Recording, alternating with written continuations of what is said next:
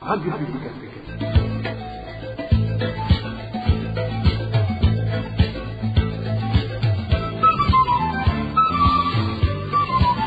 Radio Publique Africaine.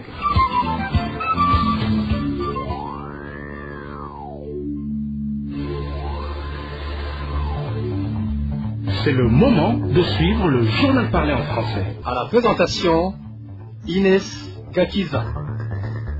C'est un plaisir de vous retrouver pour le journal de ce 7 février 2023, les principaux titres.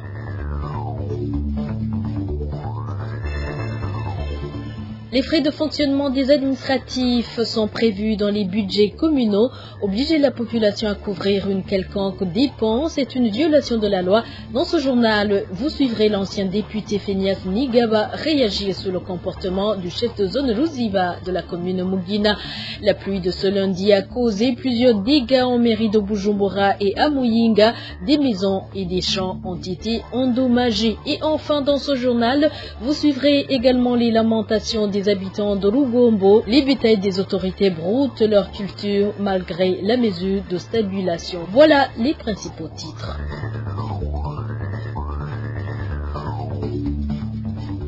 Encore une fois, bienvenue. Commençons par la page gouvernance. Les contributions imposées par le chef de zone Ruziba de la commune Mugina, c'est en province Cibitoke, pour couvrir ses déplacements sont contraires à la loi. Réaction de Phineas Nigaba, ancien député élu dans cette province, qui explique que la collecte des fonds publics est régie par la loi communale et que les dépenses de cette autorité sont également incorporées dans les charges de la commune. Je vous prie de suivre Phineas Nigaba. Ces derniers jours, nous avons eu des informations comme quoi le chef de zone de Ruziba s'est donné le droit de collecter de l'argent au niveau de sa zone. Cet argent sera destiné, d'après lui, pour ses déplacements au niveau de sa zone. Nous nous inscrivons en faux contre ce comportement parce que, primo, c'est déjà illégal. Deuxièmement, le chef de zone n'a pas les compétences de collecter de l'argent. La loi communale est claire en la matière. Il y a des mécanismes qui sont prévus par la loi qui doivent être respectés en matière de collecte de l'argent. En plus, les chefs de zone sont payés par la commune. Les frais de déplacement sont donnés par la commune en respectant la loi. Alors, il ne peut pas passer à côté et demander de l'argent à une population qui croupit, je disais, dans une misère, dans une pauvreté ces derniers jours. Ça sera vraiment faire du mal à cette population qui vit d'une façon misérable. Pour nous, il faut respecter la loi communale. C'est pourquoi nous interpellons d'abord l'autorité compétente, ici je citerai l'administrateur, d'arrêter immédiatement cette mesure. En plus, de prodiguer des conseils à ces administratifs pour que ces derniers respectent scrupuleusement la loi. Même le chef de l'État le dit chaque jour que les autorités doivent avoir un comportement exemplaire. Un bon leader ne peut pas demander de l'argent qui n'entre pas dans ses attributions. C'est pourquoi, même le chef de zone, nous lui demandons de cesser immédiatement et faire son travail en respectant la loi. L'ancien député Phineas Nigaba interpelle également les instances judiciaires qu'elles aident à lutter contre ces collectes illégales. Encore une fois, Phineas Nigaba, ancien député élu dans la province de Cibitoke. Pour nous, nous voyons qu'on ne peut pas user de la force ou bien user son pouvoir pour aller au niveau de la population et collecter de l'argent qui ne respecte pas la loi. Quel que soit le poste que vous occupez, quel que soit le poste d'administration que vous occupez, respectez la loi. Et surtout en matière d'argent, il ne faut pas collecter de l'argent qui n'entre pas dans les compétences de la loi communale. Pour nous, c'est un vol. Or, le vol, c'est pénal. Je pense que même les autorités, je dirais judiciaires, peuvent se saisir de ce cas pour voir comment peut-être ramener à l'ordre cette autorité qui use son pouvoir pour collecter de l'argent sans toutefois respecter la loi. Et les mesures récemment prises par l'administrateur de la commune Bgueru en province Luyigi qui fixent les heures dont les femmes et les filles ne peuvent pas dépasser pour se rendre dans les bistrots ou dans la rue sans être accompagnées par leur mari ou leurs parents dans le but explique-t-elle d'assurer la sécurité à la population et de rétablir la culture burundaise sont des mesures qui suscitent des questionnements au sein de la population au lieu d'apporter des solutions. Réaction de Marie-Louise Balichako, présidente du mouvement Inamahoro des femmes et filles pour la paix et la sécurité. Pour elle, ces mesures violent plutôt le droit de la femme car elles ne s'adressent pas à ceux qui perturbent la sécurité pour qu'ils soient sévèrement sanctionnés. Suivez Marie-Louise Balichako, présidente du mouvement Inamahoro. Rien qu'à voir la manière dont les violences faites aux femmes prennent une ampleur jamais atteinte auparavant, toute décision visant l'éradication de ces violences est plus que bienvenue. Cependant, la première question qui se pose est la suivante. À voir le communiqué, le gros de ce qui est interdit concerne les femmes, les filles et les enfants. Serait-il responsable de toutes ces violations qui sont commises au Burundi?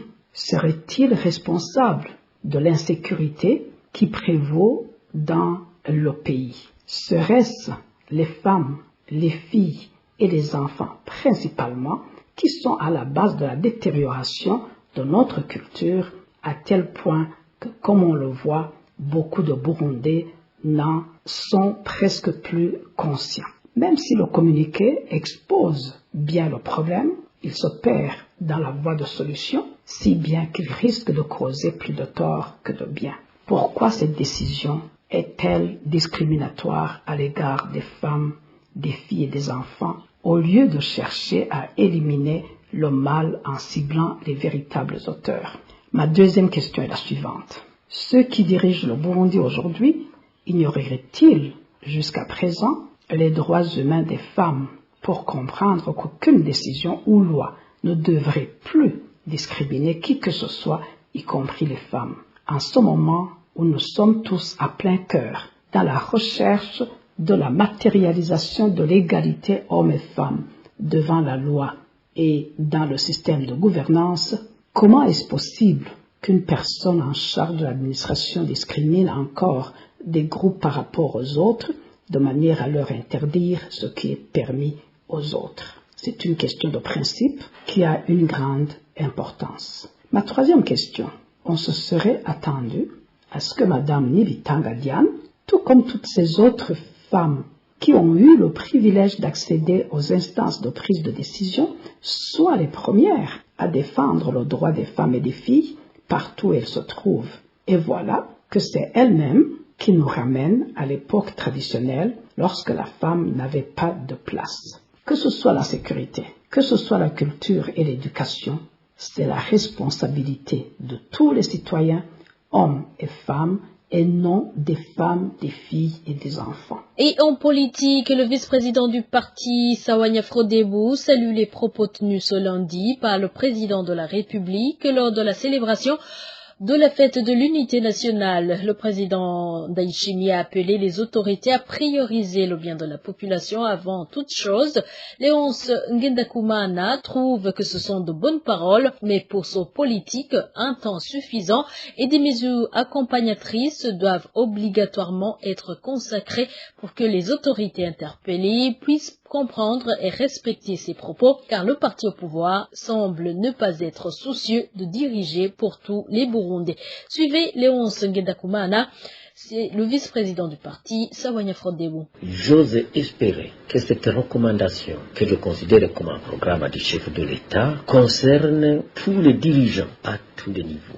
Si le chef de l'État a fait cette recommandation, c'est parce qu'il a constaté effectivement que la majorité des dirigeants actuels se servent d'abord, avant de servir les citoyens, la population dont ils sont censés représenter et diriger. C'est très clair. Et les faits sont têtus. C'est exactement cela qui se fait dans cette société, qui se fait dans notre société. Ça veut dire que presque la totalité de tous les dirigeants se servent d'abord avant de servir la population. Le chef de l'État a raison de faire cette recommandation. Le constat actuel est que chaque dirigeant considère la chose publique dont il est censé gérer pour le bien-être de la communauté comme sa propriété privée. Il ne peut pas en être autrement parce que depuis l'accession du parti CNDD et FDD au pouvoir, on a toujours enseigné aux dirigeants ici de ce parti que la chèvre brute là où elle est, autrement dit, quand on vous donne des biens à gérer, considérez ça comme étant bien. Et ils l'ont fait. On le voit, ils ont compris le message. Donc, si le chef de l'État tient à rectifier cette situation, j'ose espérer qu'il va procéder à l'élaboration d'un programme qui va dans le sens de faire respecter sa recommandation et que ce programme sera enseigné, vulgarisé dans tout le pays comme on le fait dans le cadre des échanges sur l'éducation civique des citoyens. Mais je pressens déjà que cela lui demandera beaucoup d'énergie parce que cela a déjà créé une infirmité chez la plupart des dirigeants ici du parti CNDD-FDD. Léonce Ngendakumana ajoute aussi qu'au regard du traitement infligé à certains Burundais de différentes couches de la société, les propos du président de la République ont d'ailleurs tardé à être pris en considération. Encore une fois, le vice-président du parti, Sawanya Frodebo. L'exclusion qu'on observe dans ce pays depuis le sommet de l'État fait peur. Tous les partis politiques de l'opposition sont exclus de la gestion des affaires de l'État. Toutes les organisations de la société civile qui ne parlent pas le même langage, qui ne vont pas dans le sens de la volonté du gouvernement, sont exclus de la gestion de la chose publique. Tous les médias qui tentent de dénoncer ce qui ne marche pas n'ont pas droit à la parole. Donc, si nous tenons, si nous considérons l'ampleur de l'exclusion dans ce pays, on comprendra très difficilement comment cette recommandation du chef de l'État sera mise en œuvre. Il faut d'abord rectifier le tir en ce qui concerne ce programme d'exclusion. Ça doit être un programme. Ce n'est pas une stratégie, c'est un programme du parti CNDD-FDD d'exclure tous ceux qui n'adhèrent pas au CNDD-FDD. Voilà la situation qui prévaut dans son pays et que le chef de l'État doit impérativement et obligatoirement rectifier s'il veut réellement que sa recommandation soit traduite dans les faits sur le terrain. Et je vous l'avais dit au début de ce journal, les habitants de la commune Rugombo, en province Chibitoke, indiquent que les vaches des hautes autorités broutent dans leurs champs alors que la mesure de stabilisation permanente est toujours en vigueur. Cette population ajoute que non seulement ces vaches détruisent leurs champs, mais également les caniveaux qui apportent de l'eau pour l'irrigation des champs sont détruits par les vaches. Les détails avec Dani Claire. La mesure de stabilisation permanente n'a jamais touché le troupeau des hautes autorités et les membres influents du CNDD-FDD de la province Chibitoke. Notre source en province Chibitoke indique d'ailleurs que cette mesure n'a fait que tourmenter le bas peuple afin d'affirmer que ces vaches broutent dans les champs du peuple lambda. La décision de stabilisation permanente n'est venue que pour abuser le bas peuple car les hautes autorités, eux, les vaches sortent pour aller brouter sur les collines. Par exemple, dans le deuxième secteur, en Palambo, les vaches d'Akugarika broutent sur les collines. À l'Ukerereza, dans le secteur Kagazi, les vaches de Namwa et de Mwalabu également broutent sur les collines. Pour le moment, les habitants de cette province indiquent qu'ils sont affligés par le fait que même les caniveaux qui servent de conduit d'eau que ces habitants utilisent pour irriguer leurs champs sont endommagés par ces vaches. Ce qui est triste, c'est que ces vaches détruisent les caniveaux construits pour nous de façon moderne utilisés dans l'irrigation. Parce qu'on amène ces vaches broutées et on y peut crier car tu peux te plaindre nulle part. Les vaches broutent dans les champs, détruisent les caniveaux, c'est vraiment catastrophique.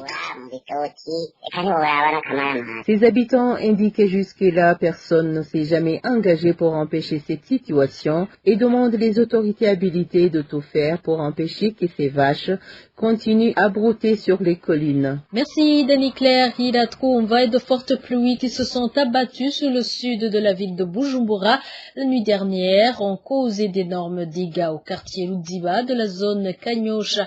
Des maisons d'habitation et des champs sont les plus touchés. Le point avec Marie-Ange Ilakodze. Une forte pluie est tombée dans la soirée de ce lundi au-delà de 23 heures et était mélangée également à de la grêle, selon certaines victimes du quartier Ruziba en zone de Kanyosha. D'après une des victimes qui s'est entretenue avec la RPA, cette pluie a laissé derrière elle plusieurs dégâts. Moi, je vis au quartier Ruziba qui a subi plusieurs dégâts, surtout du côté du ruisseau appelé Kirungwe et du côté de Kazimuha vers la rivière Mugere. Des maisons et des champs de culture ont été détruits par cette pluie, mélangée également à de la grêle. Certaines personnes ont été aussi blessées et se font soigner pour le moment. L'endroit qui a été le plus touché, selon toujours nos sources, est proche d'un ruisseau dénommé Kirungwe. De ce fait, ses habitants s'indignent que ce ruisseau ait participé dans la démolition de plusieurs choses alors qu'ils ont toujours sollicité son aménagement. La majorité des maisons détruites se situent tout près de Kirungwe. Nous avons à maintes reprises demandé aux autorités d'aménager ce ruisseau avec la mise en place du caniveau qui permettrait à l'eau de se diriger vers le lac Tanganyika, mais sans succès. S'il y a de la pluie, plusieurs eaux descendent des montagnes et n'ont pas conséquent les ménages car elles se stockent au même endroit, donc au niveau du ruisseau dénommé Kirungwe. Actuellement, ces habitants demandent à l'administration de venir en aide aux nécessiteux qui ne savent plus à quel sens se vouer. Et parlant toujours des dégâts causés par les pluies, la pluie mêlée du vent et de la grêle tombée l'après-midi de ce lundi au chef-lieu de la province Muyinga a détruit beaucoup de maisons, dont 3 Mokoni dans les quartiers Swahili, Kibogoye et Kinyota. Cette pluie a endommagé des récoltes comme le haricot, le maïs, le manioc et les bananes. Les autorités locales et les agents de la Croix-Rouge à Muyinga ont rendu visite ce matin à ses habitants pour les soutenir. Sur d'autres collines vers 6 km du centre de la province Muyinga, cette pluie n'a pas endommagé beaucoup de choses. Et voilà, c'est par ici que nous mettons point final à ce journal. Merci de nous avoir prêté une oreille attentive. Passez de bons moments chez vous.